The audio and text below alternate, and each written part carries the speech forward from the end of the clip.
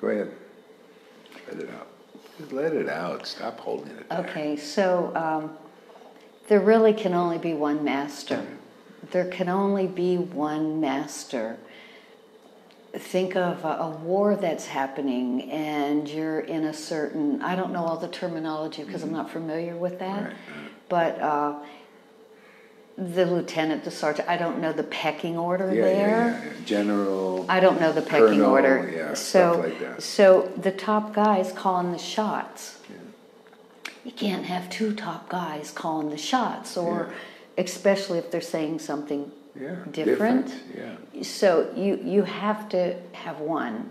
Yeah. So I remember I was one of the ones that didn't get initiated by Prabhupada, so I had to take one of the others when I joined, and I was faithful to him. Which one of the others was that? Sasvarup. Okay, thank you. I took initiation from Sasvarup and I followed him for 7 years. And then I left ISKCON, and I got married and left ISKCON like that. And I remember it was only like, maybe the first week or two I was married, and I married a Prabhupada disciple. And I remember we had a fight, not a fight, a disagreement. And I thought, wow. And I had my own room. I had my room, he had his room, very Vaidhi. And in my room, I had set up my altar with Sasvarup. And, it was my space, it was my connection, because he was my man for 7 years, Sasvarup. Yeah.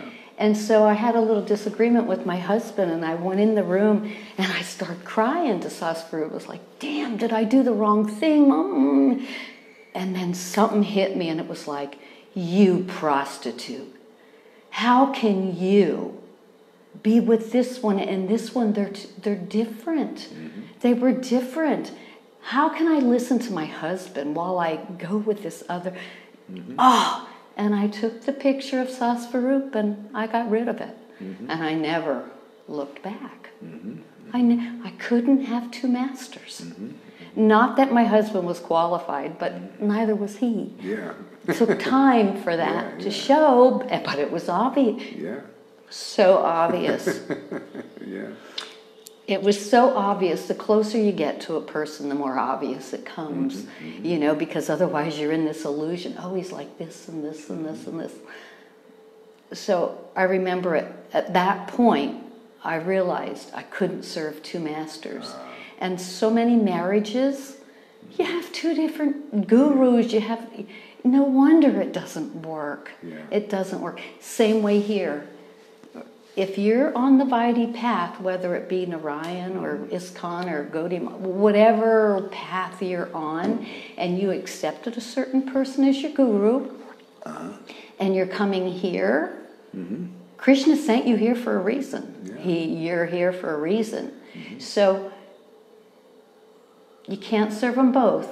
So just put the one you're on, unless you're 100% satisfied. If you're 100% satisfied, you wouldn't be here because you're still looking, you're searching. So just put that one on the back burner because you already know where that one has brought you to this point. So why not just accept this? Free yourself from the doubt. Just accept this path. Srila Gaurahari, just accept his words. For 3 days, a week, just however long you can take. But do stay away from the other path while you're doing this, because you can't do them both.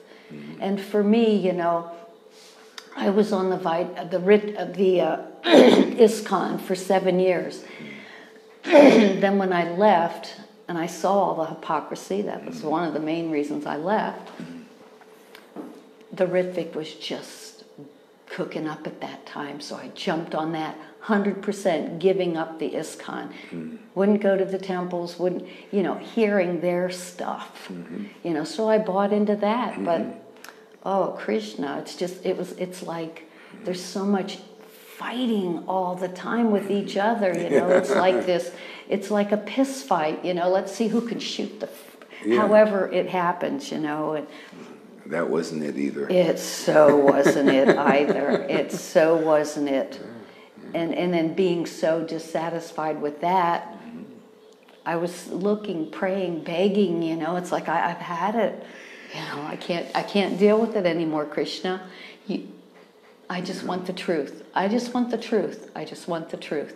And bingo, here I got it. I won. I got Srila Gaurahari. And I'm not straying. I'm here. This is more satisfying than the Oh, others. Krishna. The hot air balloon, I've thrown it off. Yeah.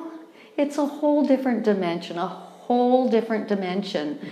But all those fears keep you there, and all the habits and all the social pressure, social life that, you think you need or want, and you think they're your friends. Yeah. No, they're not your friends. Anyone who wants to hold you back from progressing in life is not your friend. Is not your friend. Look at why they're trying to hold you back. Jealous. Because they're envious. They're jealous, and they want to be equal to you or better than you. It's just how it is. It's the material world. It's just how it is. Yeah. It's just how it is. You just always stay under the guru. And never beside, never above, under. And under means just always hearing his words. Yeah.